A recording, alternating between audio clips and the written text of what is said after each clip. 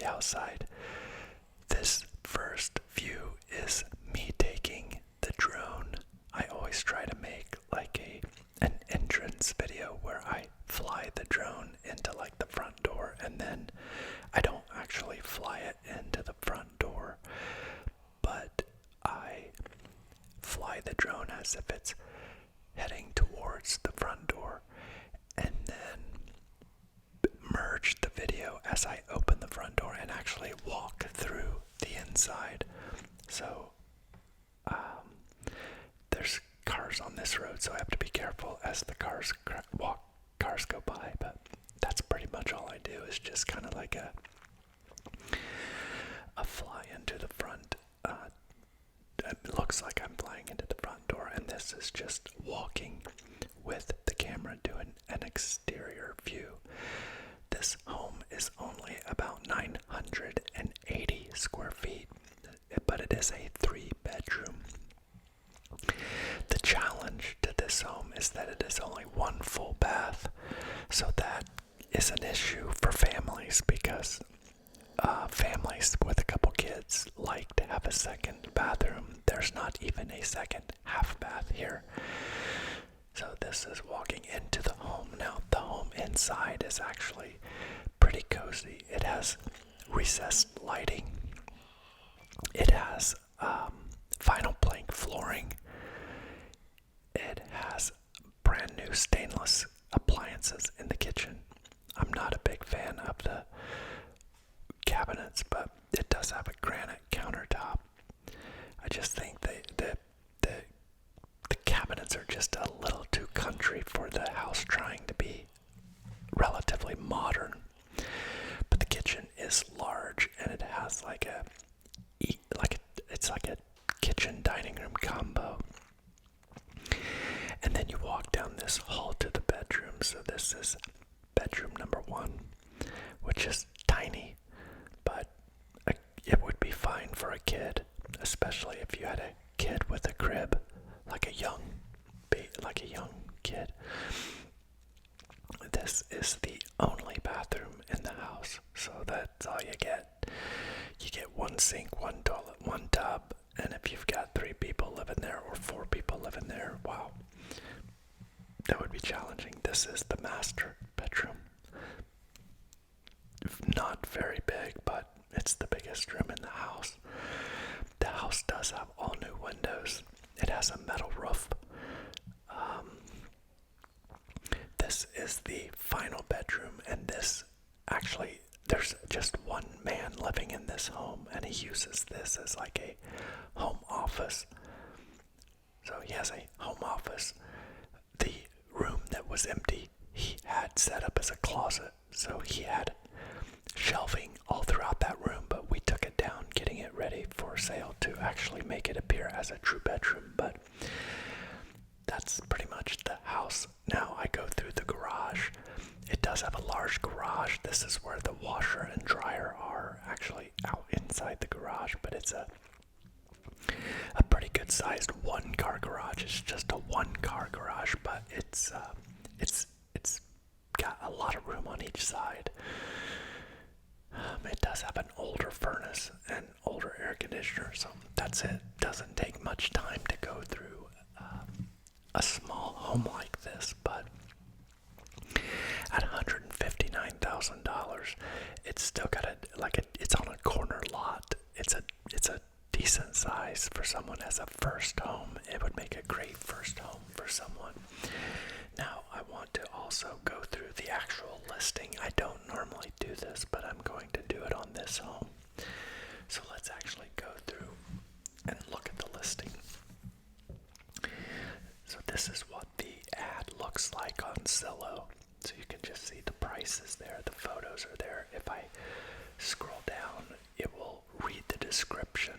Welcome to this charming updated ranch home, perfectly situated on a spacious corner lot, offering a comfortable and inviting living space. This delightful property features 3 bedrooms, making it an ideal choice for families or individuals in search of a cozy home. The heart of the house is the large, well-appointed kitchen, complete with newer stainless appliances, ample storage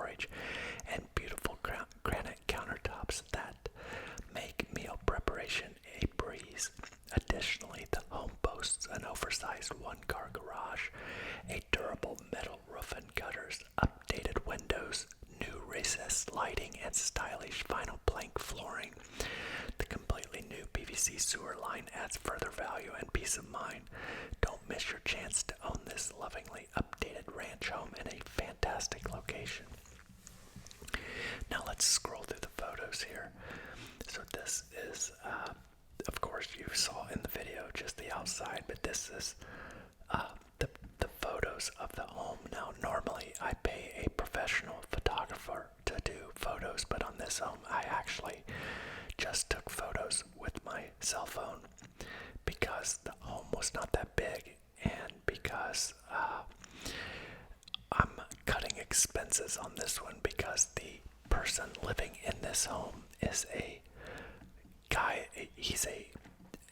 Let me scroll through these pictures here and then I'll tell you the story about the guy selling this, but overall that's pretty much it. So if you click on that take a tour button, that's how you can get in touch with a realtor to show you the home. But yeah, that's what a listing looks like. That's just one site. There are tons of real estate sites like realtor.com, homes.com, zillow.com, and then all of the brokerages like Remax, Redfin, Talk to Tucker, like my company, Century 21, Berkshire Hathaway. All of them have their own sites that have all these homes listed on them as well.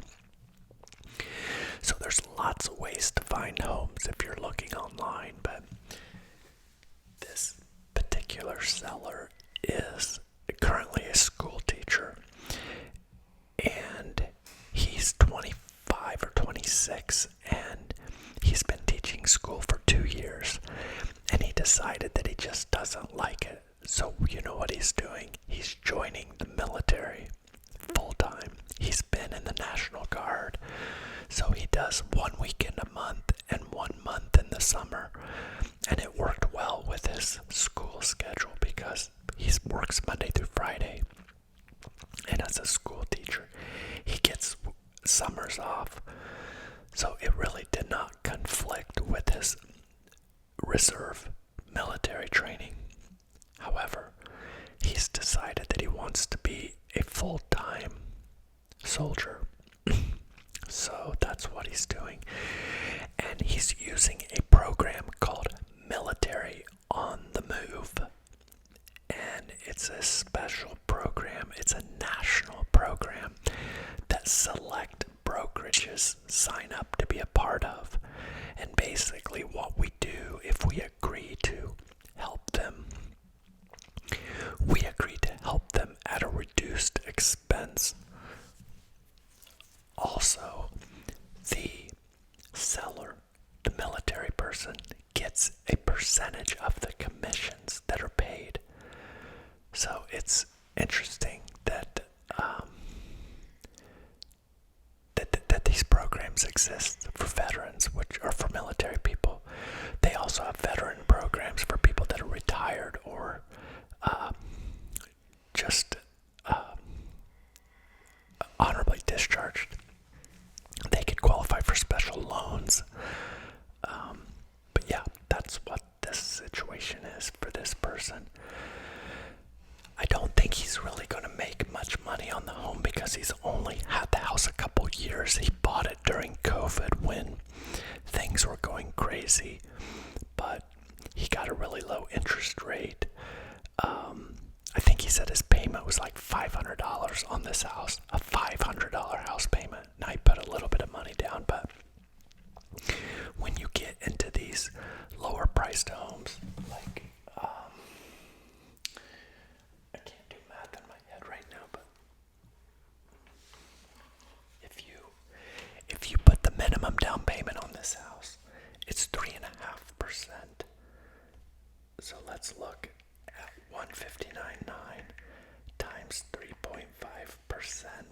You would have to put down $5,500. You would also need about $3,000 in closing costs. So you need about $8,500 to buy this house. If you put the $5,500 down, the $3,000 closing costs don't count, don't subtract from the price. That's just bank fees. So if we do 159.9, 159.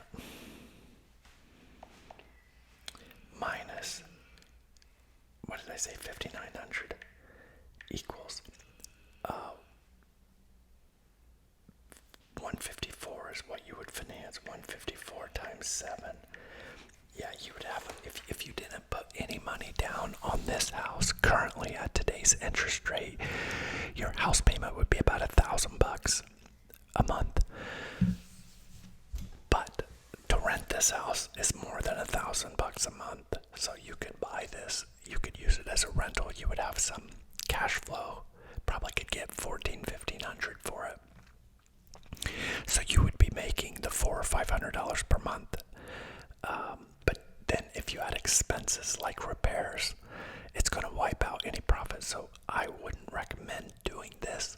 What I would recommend is if someone is a first-time home buyer, rather than go rent, I would go buy something like this.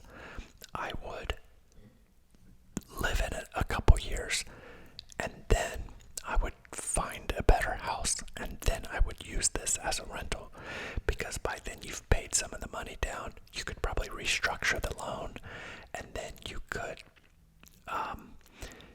then utilize that cash flow. By then you've lived in the house a couple years.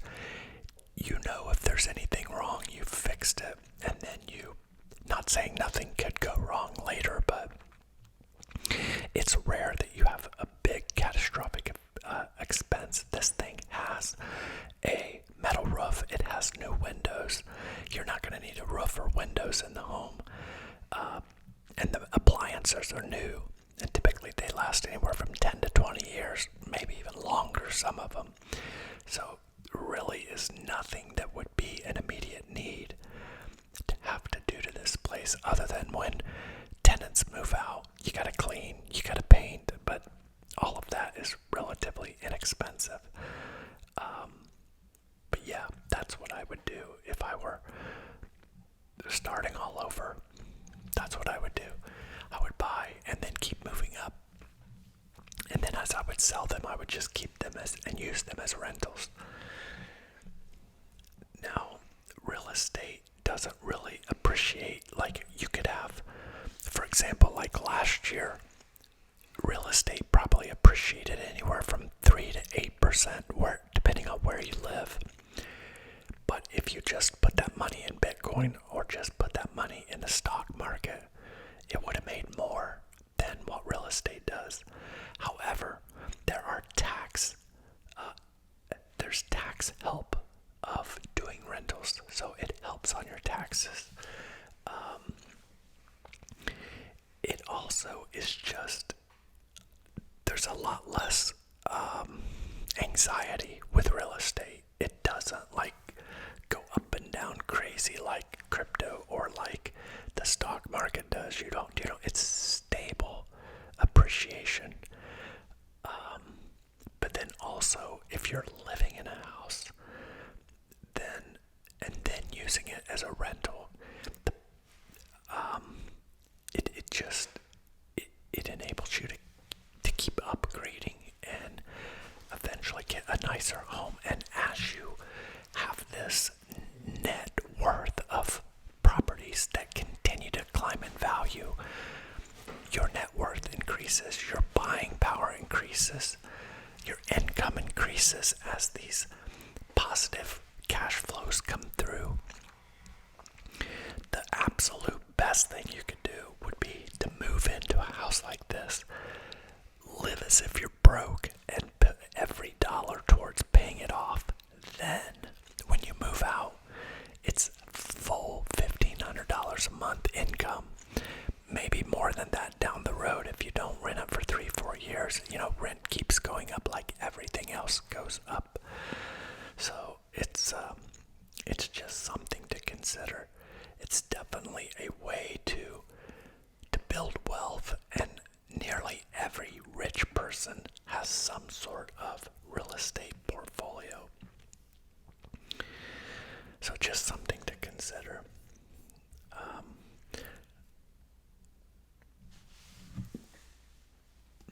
Let me see where we at on time here. This was a pretty quick one to cover because the house was so small, but usually what I've been doing lately is I will show the house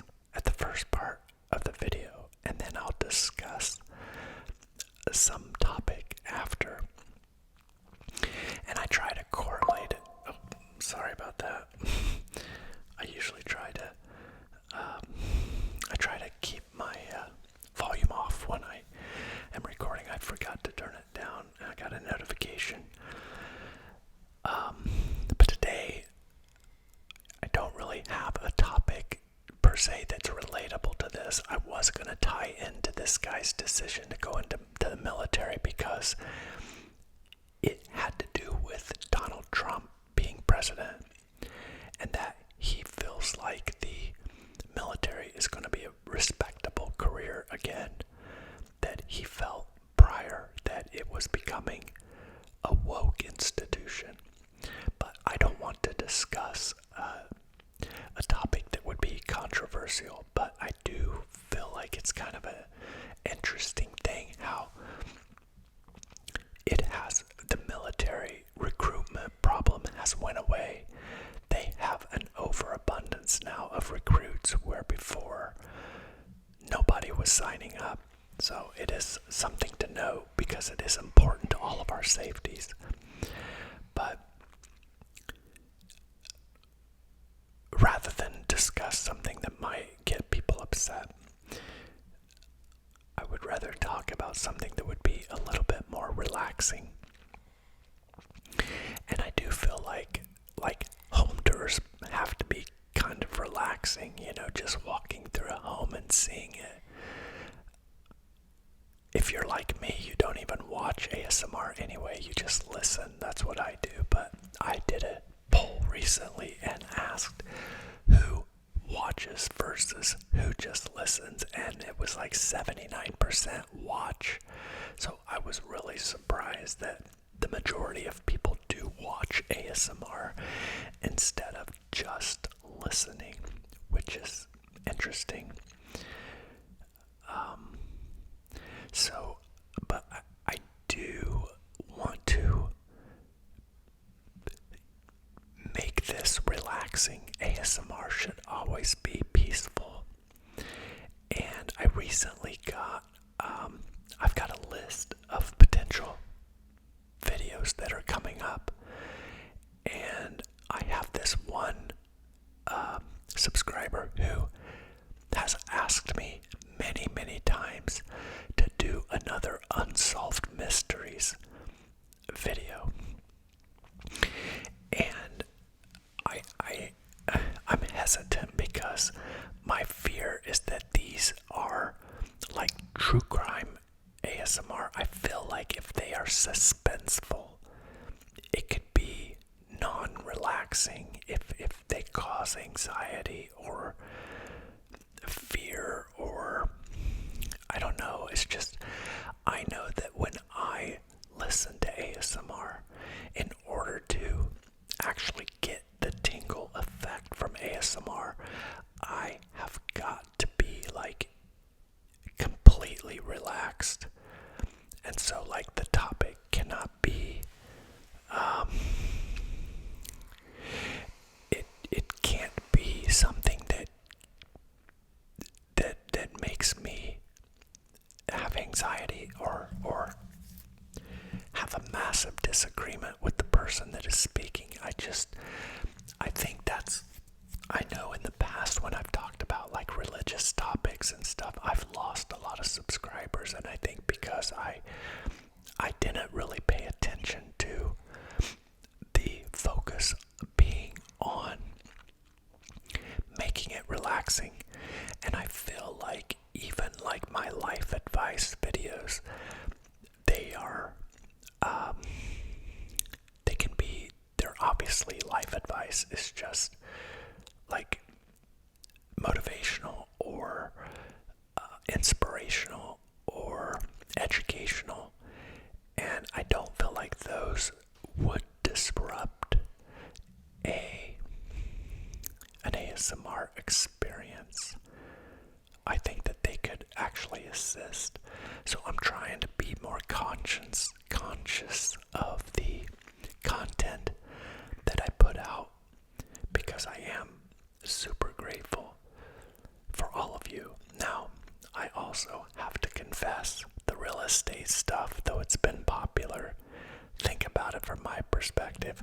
I do real estate all day, and then I come home and I do real estate ASMR. It's a lot. It's not like my first choice to do, but I know that I've got a ton of positive feedback on it, and it's helped my channel grow.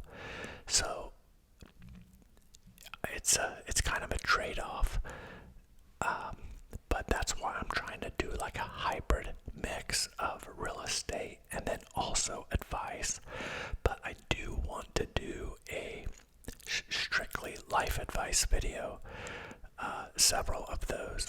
I need to do a financial update on Bitcoin. And, well, I don't want to make a bunch of noise by getting my list out, but there's a lot of them out there. I'm also going to do a question and answer video, which I already have my first question from Laura Stars, which is, what are some rookie mistakes that first-time home buyers make? So I'm gonna answer that first when I make the question and answer video. So I'll be putting the questions, I'll be reaching out in the community section to ask for questions very soon so that you can come up with some questions for me to answer. So I'll take the questions from the community section and then make a video to answer all of them. So that should be fun. I've done that in the past and it was interesting. I think it took me 3 or 4 videos to answer all the questions.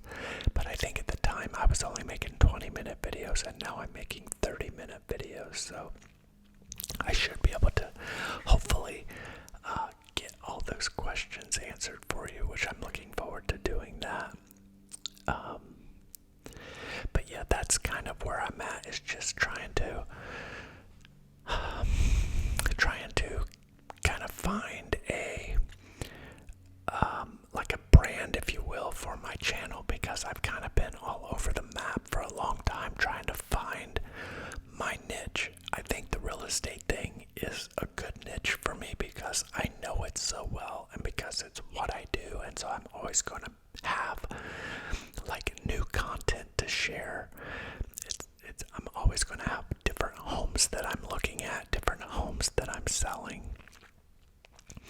And I think because there's just such a wide variety of homes that I sell, like, you know, I sell all sorts of different homes. Speaking of, I did the 2-home video where I showed 2 different homes that were like damn near the same price. And I have the first one is closed. The one that everybody liked the best, it's already sold and closed. The other one is under contract, but it's not closed yet because it had to have a ton of work done to it. So it's been a nightmare, but it should close, I think. So just waiting on that one to close to do that update video, but I think that's going to be a cool video to do. I'm excited for you guys to see that one, because you'll remember maybe the first one because it was just, 3 weeks ago, and then to do that update of what the after effect is on both homes. So, and I'm gonna go through like my pay, what I made off both homes, and again, it just kind of helps you to understand the real estate market and how it works. And that's my ultimate goal, is to be able to help all of you guys understand the process of buying a home, selling a home, what to do, best practices.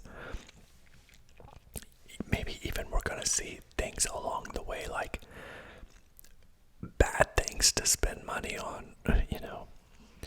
I went through one in one of my previous videos, was about a listing that I took over.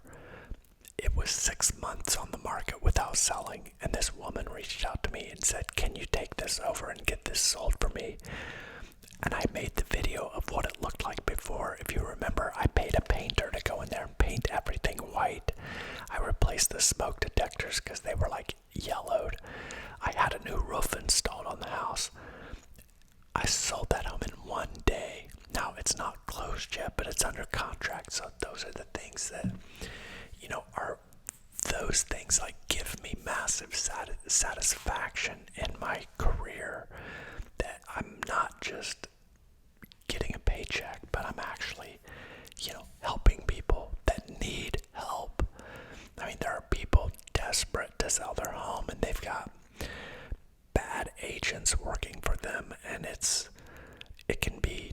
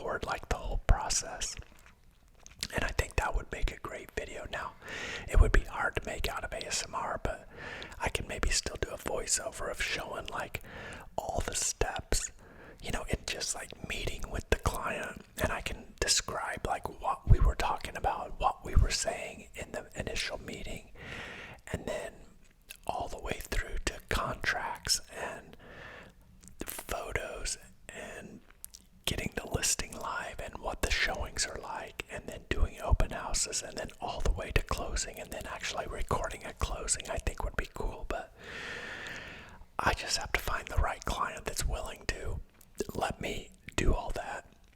So many people are camera shy and just don't want to do it, or they just don't want their life publicized, which I don't really blame them.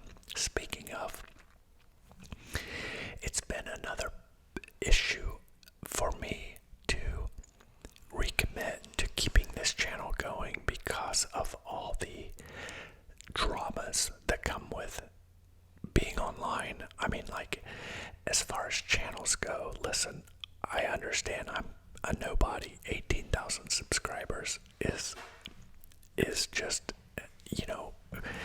when it comes to YouTube channels, it's, if you grade YouTube channels A, B, C, D, and F, just like school, a YouTube channel with 18,000 is a D minus, especially since it's a 5-year-old channel. However, listen, I like having a small family, I do, but even in my small family, there have been dramas.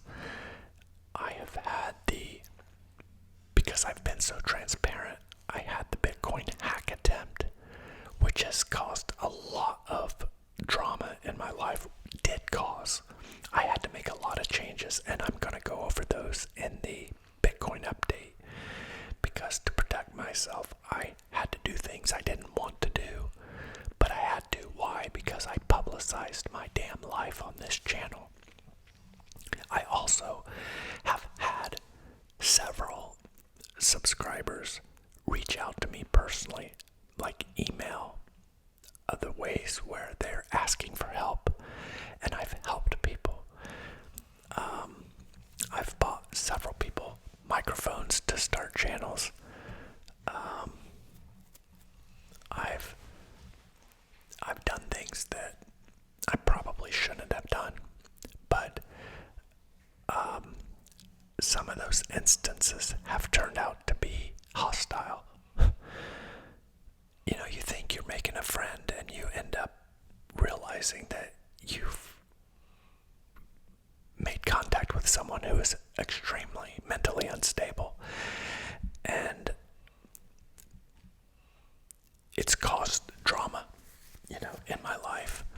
And so these are the things that I'm moving forward. I also had another situation the other night where I have this super sweet subscriber who just is super nice, and she comments a lot. She's never disrespectful. She's never said anything inappropriate.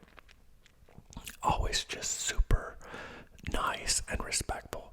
Well, another one of my subscribers went off on her for some reason. I'm like, what is going on? Like, what on earth did this girl do? It's like, those are the things that, it's why I don't have social media. That's why I don't have Facebook. It's why I don't have Discord anymore. Because it just created too much drama that I don't need in my life. So the point is that I want to keep this going, but I cannot have drama in my life. So I want to still keep commenting on your guys' comments. I want to comment back, but I have to be a little bit more careful not to upset people, and it's just crazy. But that's the world we live in. I mean, I'm fully convinced that a good 15% of our society is probably broken to the point that they cannot be fixed, and they live among us, and there's not really anything we can do. We just know they're there, and we have to be careful around them. And it's just, there's a lot of mental health problems in the world, certainly in America. So anyway, I'm gonna keep going.